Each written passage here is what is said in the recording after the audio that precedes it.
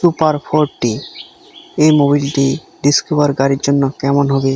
কেউ যদি জেনে থাকেন একটু ভালো মন্দ বলবেন। আসলে এই মোবিলটা কি ভালো না মন্দ, আর এই গাড়ির মধ্যে ডিসকভার গাড়ির মধ্যে এই মোবিলটি কেমন কি সার্ভিস দিবে বা কতদিন কত কিলো চালা যাবে, এ ধরনের কেউ যদি জেনে থাকেন কমেন্ট করে বলবেন।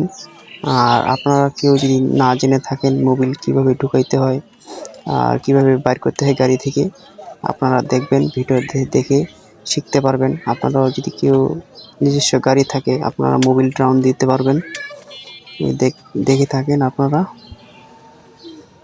যে এখন মোবিলটা বাইর করতেছে, মোবিলটা করতেছে এখন। মোবিলটা বাইর করা শেষ হওয়ার পর তারপরে নতুন সুপার 4টি মোবিলটা ঢোকানো হবে। যে এখন মোবিলটা ঢোকা হবে সুপার 4টি। এই মোবিলটা সম্পর্কে কেউ যদি জেনে থাকেন ডিসকভার গাড়ির জন্য কেমন হবে, অবশ্যই আপনারা কমেন্ট করে বলবেন।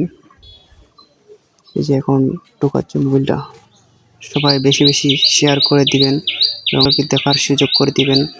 যাদের নিজস্ব গাড়ি আছে তারা দেখেন মোবিল ডাউন কীভাবে দেয়। আপনারাও নিজের গাড়ি নিজে আপনারা মোবিল ডাউন দিতে পারবেন। তারা আপনারা শিখে রাখেন, আপনাদের পরবর্তী কাজে লাগবে।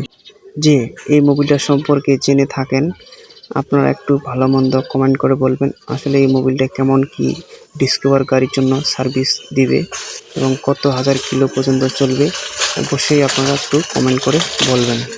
এ ধরনের ভিডিও যদি দেখতে চান অবশ্যই আপনারা কমেন্ট করে বলবেন, আমি আপনাদের মাঝে এ ধরনের ভিডিও আরও নিয়ে আসবো। যারা পুরো ভিডিওটাই দেখতেছেন তাদেরকে অসংখ্য ধন্যবাদ।